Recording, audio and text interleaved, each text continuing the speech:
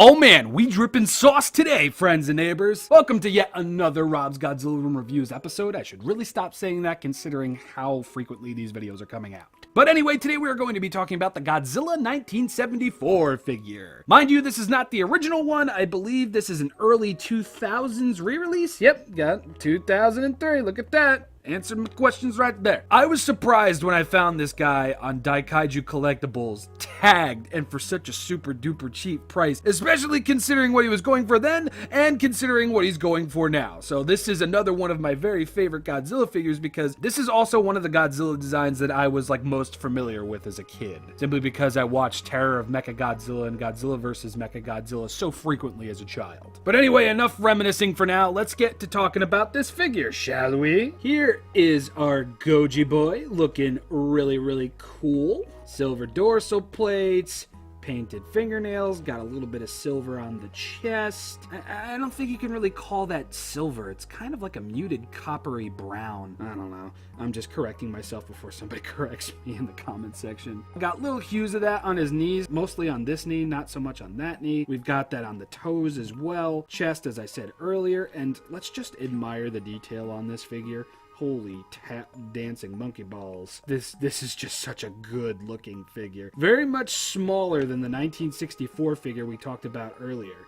But god dang, what a lovely looking boy. Now moving on over into articulation. This Godzilla actually has articulation in the head. And now that I'm looking at this, I forgot to talk about the innards of his mouth. We've got a very nice muted red for his tongue, and all of his individual teeth are painted very nicely. We've got white eyes with some black in there and his little white pupils as well. Back to articulation though, the arms can go all the way around. They're not going to give you much trouble like some of the other figures I've talked about. The legs can go all the way around. This figure is just very smooth in its movements. Oh, except that. Spoke too soon. And I believe, no articulation in the tail. I'm pretty sure this is glued shut. So they traded tail articulation for head articulation, and I'm honestly not that upset about it. Golly, this video is all over the place, but let's talk about the detail on the dorsal plates. There isn't much. We've got some spots here and there, spots that you can feel and not really see too well, simply because of how silver they are, but they do look very nice, and they do follow throughout the entire tail. Yet again, something Bandai doesn't do too much these days. And the dorsal plates actually remain silver all the way up to the tippy top of Godzilla's nape over here.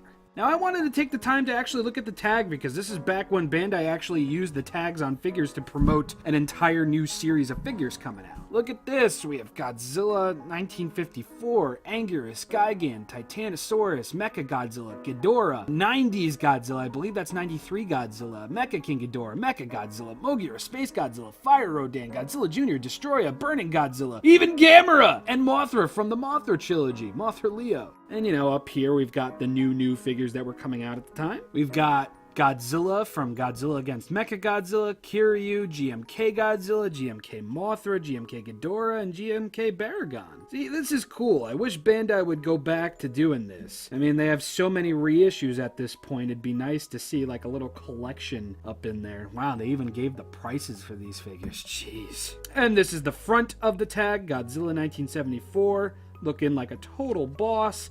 And on the back, as I showed earlier, it's got the 2003 silver Godzilla logo right there, sticker logo, whatever you want to call it. And this is all the stuff on the back, Godzilla 1974.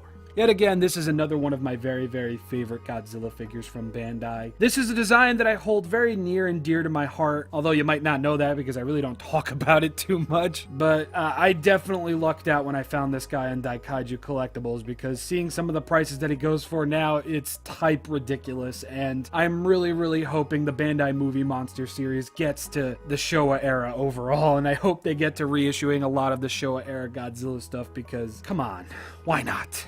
Now this guy's big on the paint and he's big on the detail, but he's not actually a big in scale figure, which I actually think was done on purpose because I think this Godzilla was small. I'm not even going to get into it, but here is yesterday's video, 1964 Bandai Goji next to 1974. And as you can see, wow, the height difference is nuts. The accuracy is nuts, but they're both so very cool next to each other. And here's the 1974 boy next to the 1955 Gachapon Godzilla and the Godzilla GMK Candy Trade figure. Well, everybody, that's about going to wrap it up for this episode of Rob's Godzilla Room Reviews, and that wraps up the entire Showa subchapter of the Bandai arc. Yeah, I really don't have too much Showa era type stuff in my Godzilla collection, Bandai or otherwise, which is a real shame. Bandai Movie Monsters, I'm counting on you, please. When next we meet, we will be taking a short trip through the Heisei era of Godzilla designs from the Bandai line, and then we'll be moving on into the Millennium era stuff, and then Shin, and then anime trilogy, all that other good stuff, and then we'll get to talking about the villainous kaiju.